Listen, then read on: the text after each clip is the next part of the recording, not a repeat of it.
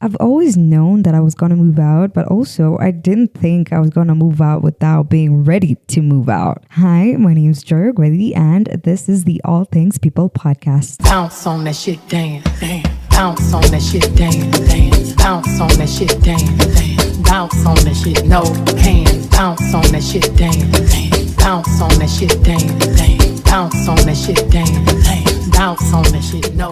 Let me just be honest, okay? For a long time, I knew I was going to move out, but also I had this moving out thing planned out. Plus, I was also a really anti moving out for a really long time because I just thought it was you putting a lot of these expenses and I just didn't see the point of doing that for a really long time. I knew that moving out would be a really big part of growing up and handling a lot of responsibilities by yourself and just, learning how the world works.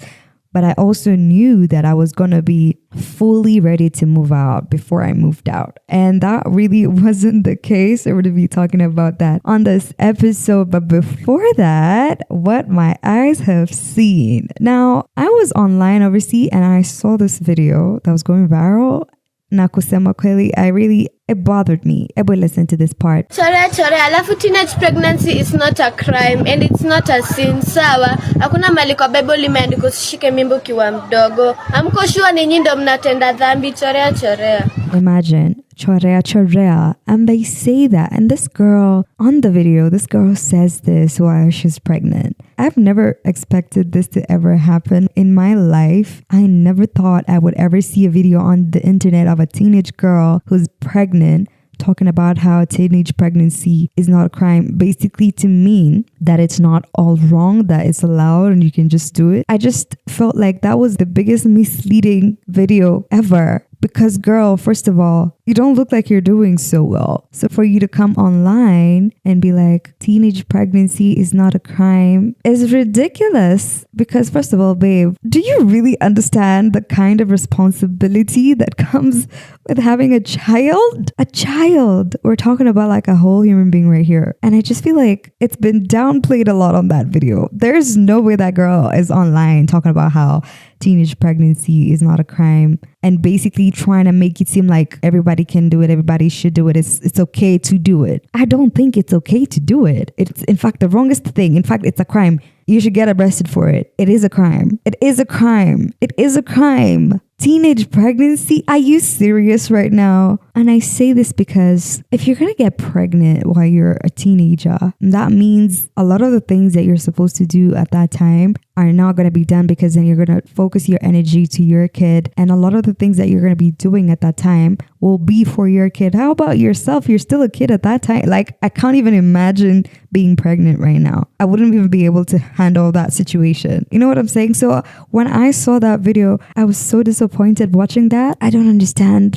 how she got to that point. I just don't get it. I just don't understand how she got to that point where she felt like she had to go online and be like, teenage pregnancy is not a crime. I'm trying so hard to not be a mean person while talking about this because obviously people have different experiences and different journeys in life. But just because that's the journey you've chosen and you feel like it is okay with you doesn't make it okay in general. Yes, for a really long time, teenage girls used to get pregnant. Kwanzaa in the olden days, I just know it was only teenage girls who used to get pregnant. For a really long time, that happened. But we're way too far ahead now to bring that perception of things back to this life. Yani, in the year of Allah 2024, you're going to sit there and talk about teenage pregnancy. First of all, girl, them taxes are crazy. Do you know how crazy that is to me? What kind of life do you intend for your kid to live? What kind of life do you intend for your future? For you to sit there and be like, teenage pregnancy is not a kid. Because I know for damn sure, ain't no teenager there's probably some teenagers who've made something out of their lives, but a lot of teenagers just trying to figure themselves out. How are you going to sit there and trying to figure out another person's life and yours is yet to be figured out? That just really grabbed my attention throughout this week. I've been thinking about that video for a really long time. Every time I remember it, I feel sad because I just hope it doesn't go wrong for that girl. I really do. I just hope everything works out well in her life because pregnancy, whether it's teenage pregnancy or you're old enough to be pregnant, has a really big impact in the parents' lives. So if the people who are super ready to have a kid are still getting impacted, Sembusewewe, who's a teenager and you've got nothing going on in your life. I don't know if I'm being judgmental. You know what? At this point, I really don't care. I'm judging you. This is my opinion on this matter. What happened to staying in school and like working for good things in life and having a dream and goals? What happened to that? What happened? Oh, man. And sometimes when I see videos like this, I feel concerned and worried for my sisters and my cousins who are younger than me, that this is the kind of internet that they're growing up on. And this is what they're going to see online once they get their phones and they go on TikTok and they're influenced by these kinds of minds. God, I rebuke that energy and I rebuke that type of mentality in their lives. Unacceptable. Yeah, that's what has caught my attention during this week. But you know what you should do before you get pregnant? Maybe move into your house and live alone. And I saw this video that said every girl should, at least before they get married or after they move out of their parents' house, you should live alone and learn how to manage the responsibilities and bills and just take care of a home before they move into their house if they ever get married with their husband, okay? Yeah, I kind of agreed with that video, and that video actually inspired this episode. And I'm so excited to talk about moving out and living alone, because there's a ton of things that they don't tell you about moving out and living alone. I, for once, story time. So I've always known that I wanted to move out. And I always knew that when I'm ready to move out, it's not going to be rushed. And I always knew that I was going to plan it out before I moved out.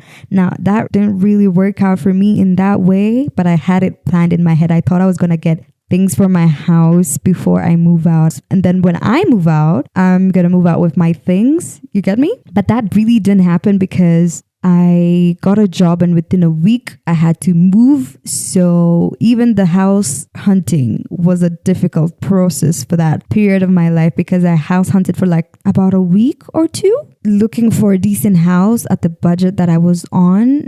And I remember feeling like the entire process was so taxing, because also I have a specific area that I wanted to live that was closer to my work. And there was just a bunch of things going on in my life at that point. And so when I got the house that I'm in right now, I kind of settled. After I think 2-3 weeks in the house, I knew that I settled for this house because it doesn't have the features of a house that I thought I was going to move into.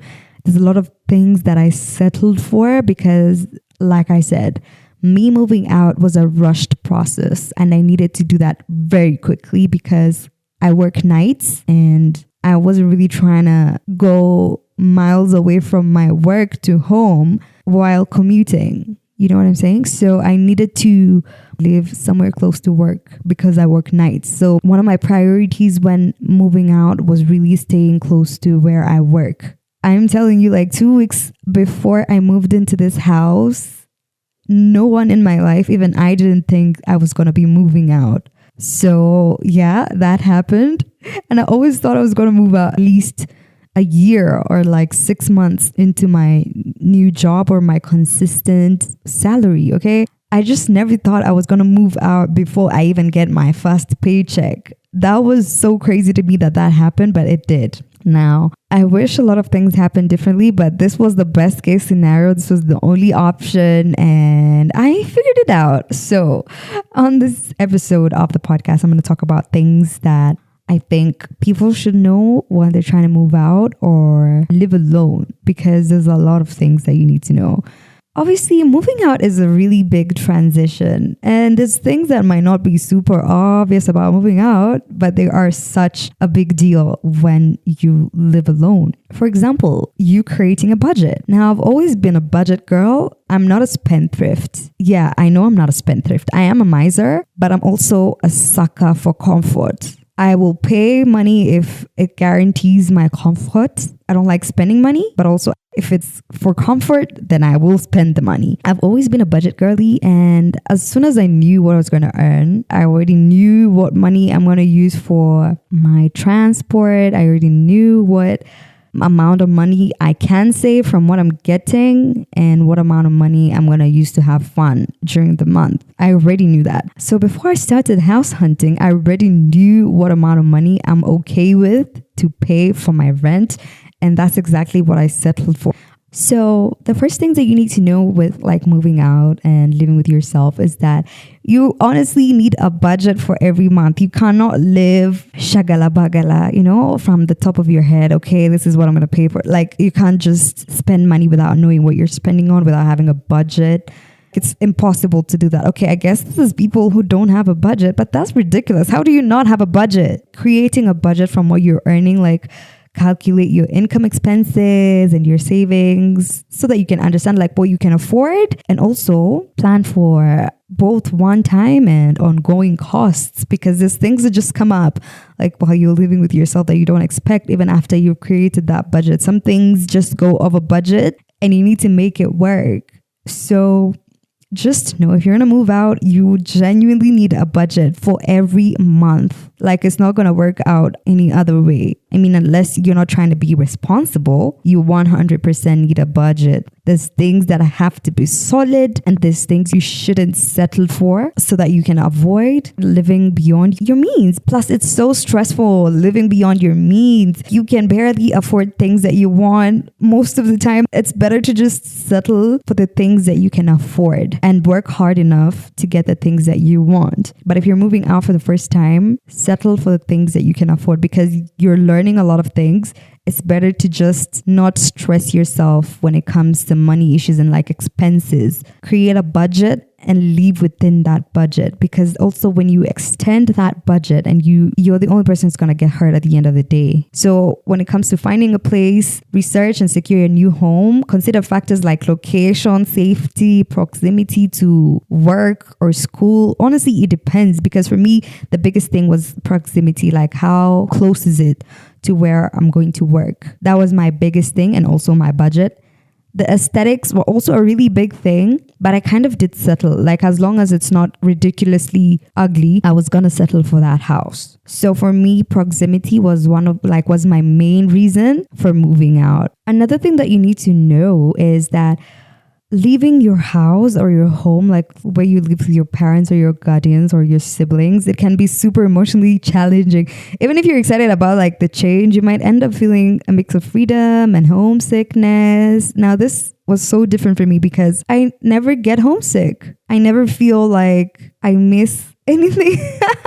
Not because my home was like super boring or anything. Guys, I was ready to move out. And when I did, I just never experienced any emotional challenging anything. And maybe this is like rooted in the fact that I'm not really that emotionally attached to things like that. So moving out, I was so excited. Actually, I was super excited. Even living alone right now, I barely ever think about going back home. Sometimes I think about it when it comes to the expenses and all the things I've got to pay for.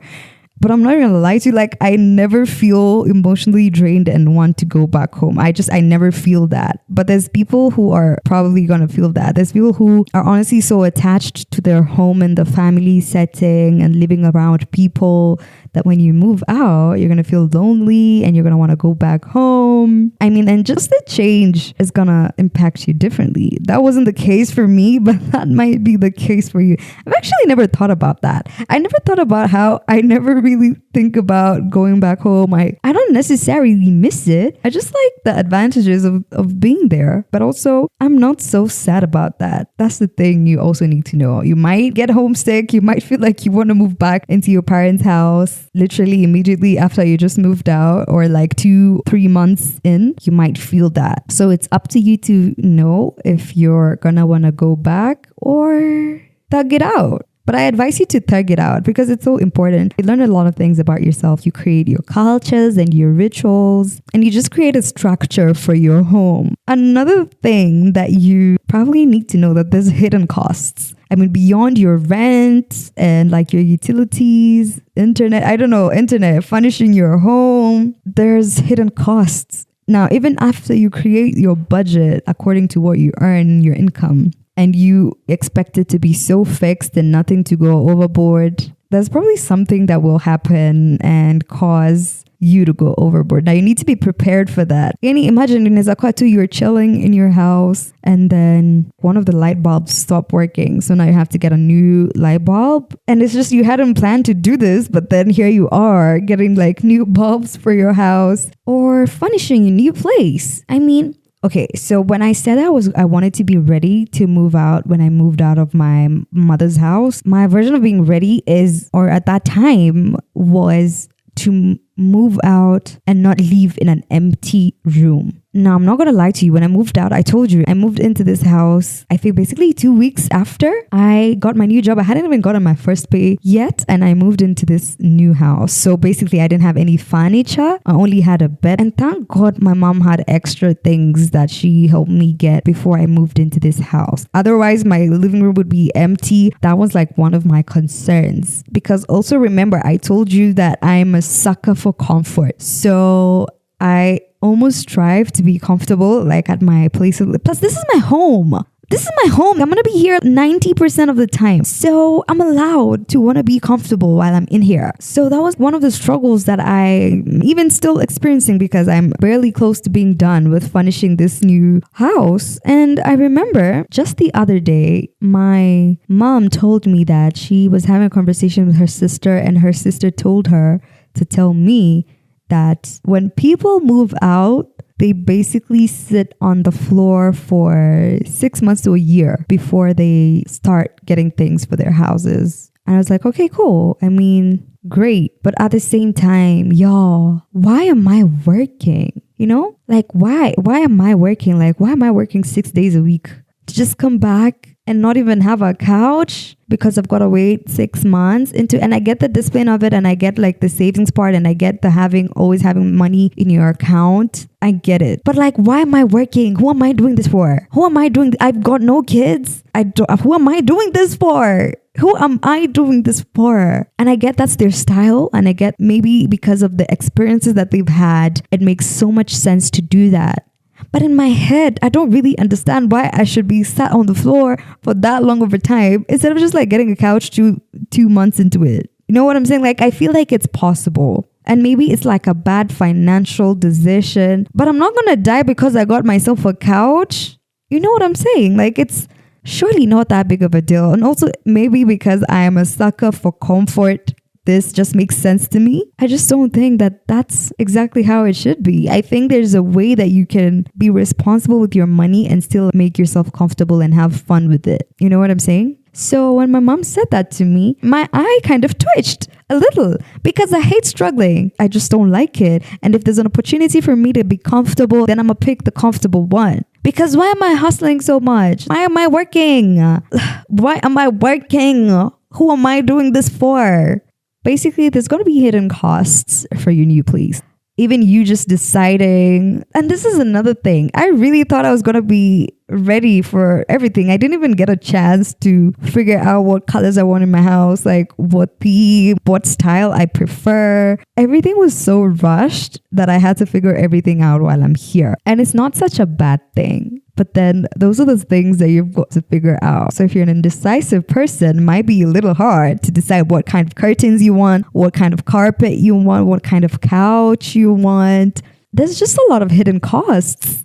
Another thing I will tell you is that it can take weeks, even months, honestly, weeks, months, years even, to settle in and feel at home. Because it's just a lot of like I said, furnishing or organizing, adjusting to your new area. So that can take months, weeks. Some people take years. Hopefully, I'm not going to be taking years because God forbid that. However time you need to settle in that place, you can take however long. But for me personally, I'm a sucker for comfort. I just don't understand the point of being in this space that is my home, my house, which I pay for, and buy all this ridiculously expensive things for the house for me to be uncomfortable at the end of the day. Absolutely not. No. Apana. Imagine I would rather be comfortable. And sometimes you might think you're super ready to move out, but then after you move out, unashangaa tu, okay, I guess this is not what I expected. It just works like that, but you're going to be fine. At the end of the day, you're going to be all right. Things always work out eventually. Also, another thing that I would like to tell you is you're going to have to be responsible for maintenance of the house, repairs. You might even have to like repair things that weren't repaired in the house while you moved in.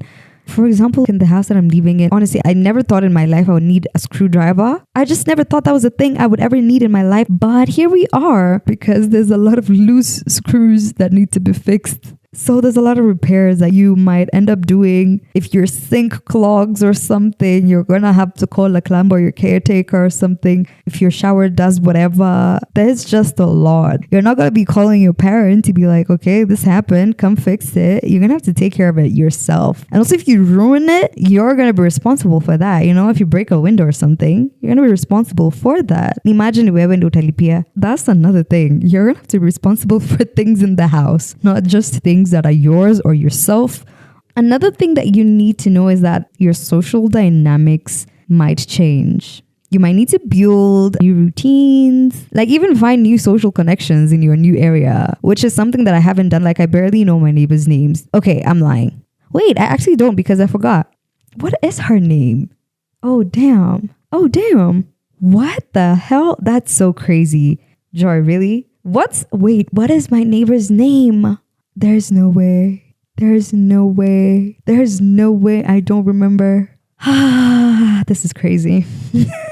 Oh my God, this is crazy. Right. So your social dynamics are going to change, and you might need to build new relationships, new routines, and find new connections in your new area, because you might need friends in your new area. Kwanzaa, most likely if you're going to move to a different county where your friends or your family are not really in close proximity or like in commutable proximity to you, then you might have to create new connections. To be honest, creating connections has never really been a problem to me, because I barely create connections with people that I'm not in the same environment with. I just think that I don't want to say shitty friend, but like I'm an approaching shitty friend, because I barely put any effort in my friendships. And I'm so sorry to my friends, because I know they're listening to this right now. I don't know why it's so hard for me to be super intentional with like meetups and just communication if it's not in person. I just don't know. And I feel like this is a thing that has been going on for so long.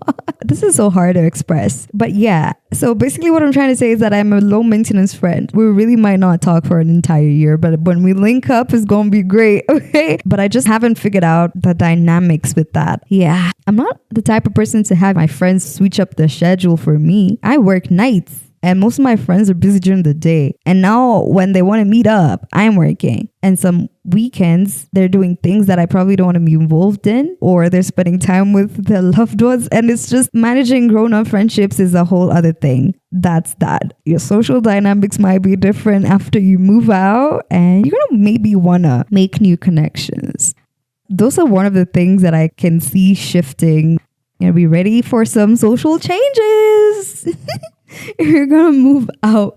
Another thing that you're gonna need to know is like there's a lot of personal growth that goes on when you're living with yourself and living alone, because living with yourself is really just a significant opportunity for personal growth and teaching yourself self-reliance and problem-solving skills, because you're gonna have to do things by yourself in your house. You know, if the water bill is extremely high, you're going to have to make adjustments to make sure that the next month the water bill is not as high. Or if the power bill, electricity, is super high, you're going to have to make adjustments to make sure that it's not that high. Maybe turn off the lights when you leave the house, or maybe shut them down when you're going to sleep. There's just a lot like responsibilities that come with living alone that ensure your personal growth. You learn so much about yourself. Are you a clean person? Are you a person who lets the dishes stay in the sink for like 2-3 days? Like, are you the type of person who cleans their house every day? Or are you a 2-week type of person? Do you shower twice a day? Do you shower once in a day or like once in 2 days? You know, there's a lot of things that you learn about yourself, and you can't blame on your family or your family's culture. This is you. Also, another thing that you need to know before moving out. This is like the thing that has honestly caused me so much stress, and I'm still trying to figure that out. You're gonna have to know what you're eating every day. Imagine deciding what to eat every day. That's a you problem. Deciding what you're gonna eat and also making what you're gonna eat. First of all, deciding what I'm gonna eat has always been a problem. Like I don't know. I've tried making like food timetables. I've tried. It's just not easy. It's one of the things that I'm honestly challenged. I am challenged when it comes to that sector, deciding what I'm gonna eat and also making it, because I genuinely just don't like cooking. I just feel like it's a whole chore and you have to be in the kitchen for I don't know how long and like cut tomatoes. I don't enjoy cooking. And that's a thing that I've had to deal with, because also I can't order takeout every other day. I can't buy Chipotle every day. That's not financially wise, nor can I handle that responsibility in that manner. So now I've had to figure out what I'm going to eat and also like make sure it's healthy. And I'm never going to sit here and lie to you that I've been healthy with the way that I've been eating my food. There's days I've survived on like noodles and tea and bread. I mean, girl dinner. And I'm just, trying to figure out how that's going to be better. I'm trying to change my habits, my eating habits. And sometimes I feel like I'm lying to myself because I'm probably never going to change. But I am working on that. So figuring out what you're going to eat and also like making that dish is one of the things that you're going to have to stress about. Another thing that you need to know about living alone is that when you have guests, it's expensive.